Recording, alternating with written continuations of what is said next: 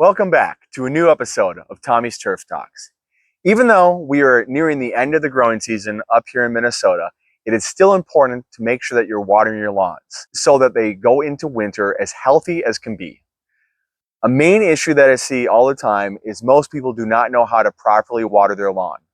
And for the most part, most people are overwatering their turf. Not only are they wasting water, but they are also not doing anything towards the health of their grass. So, on today's episode, we are going to be discussing how to properly water your lawn to make sure that you're not underwatering or overwatering.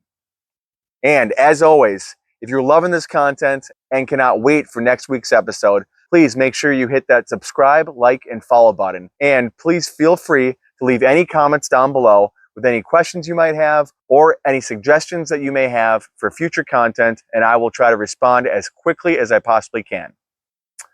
Okay, let's roll that Tommy Turf intro.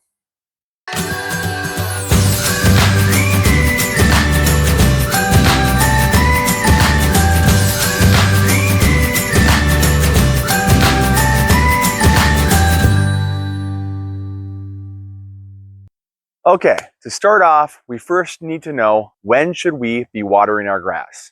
Well, the best time to water your grass is in the early morning hours. This is because the atmosphere is more stable and there's less wind, so that means there's going to be less drift.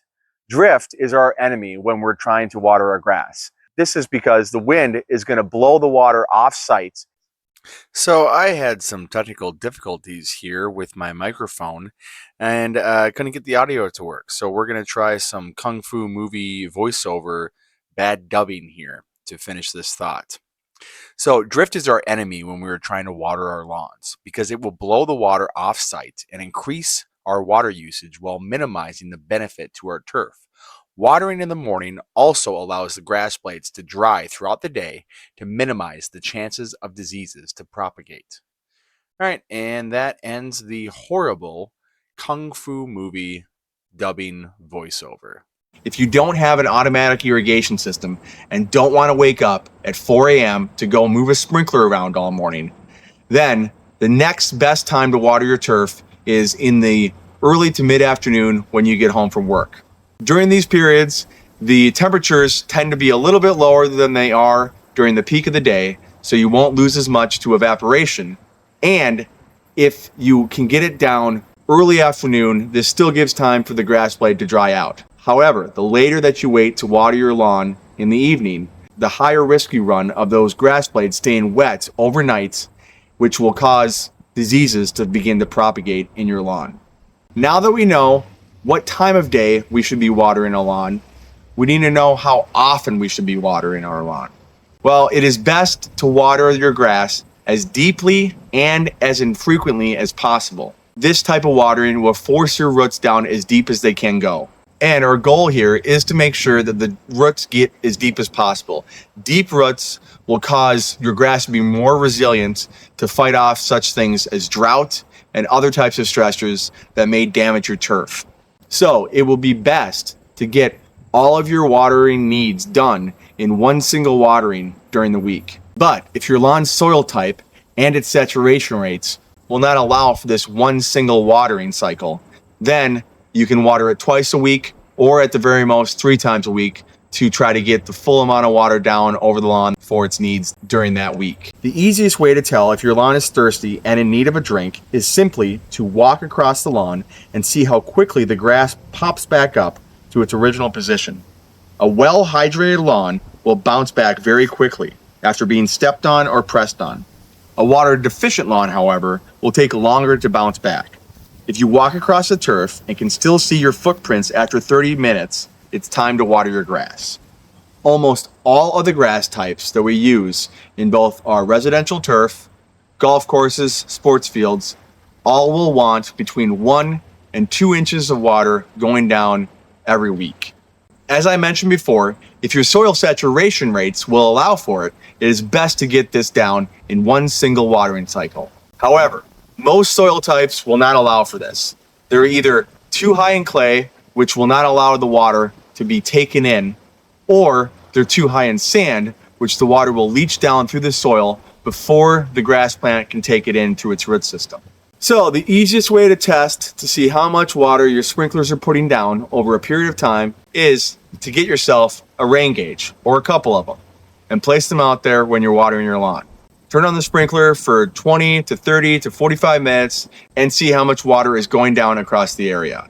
Then just do the math and figure out how often and how long you need to run that sprinkler over the course of every area of your lawn to make sure you're getting down that 1 to 2 inches of precipitation every single week.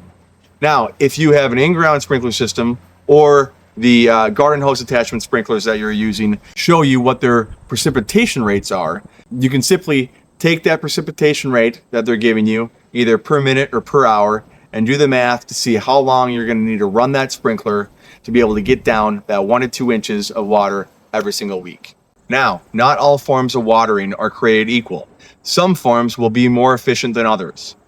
Over-the-top sprinkler systems, such as your garden hose attachments that you can move around, or in-ground sprinkler systems, will be less efficient due to drift issues and evaporation issues. Now, an in-ground sprinkler system will be easier to use just because you don't have to get out there and move a sprinkler around, and it can be more efficient if you're utilizing such features as smart irrigation controllers that have rain sensors attached or take in weather data from local weather stations, or when you're using check valve irrigation heads that are going to hold the water inside the pipes and not leak out after the system turns off, or when you're using pressure regulation heads, which are going to make sure that they're putting out the perfect amount of pressure for whatever nozzle you have in there so that you're going to minimize your drift.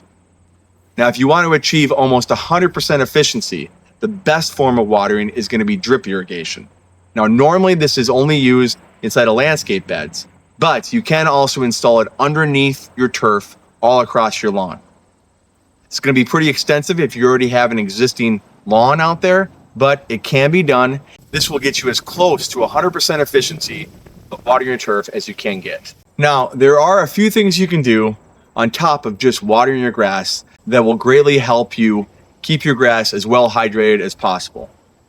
There are a number of hydration products out there on the market that will help your soil retain moisture and allow you not to have to water your grass as often as you may need without these products. So these products will either help hold moisture down in the root zone of the grass plant, or they will pull moisture in from the atmosphere or the surrounding soil and put it right in the root zone where the grass plant needs it. Or there are products that will do both of these things.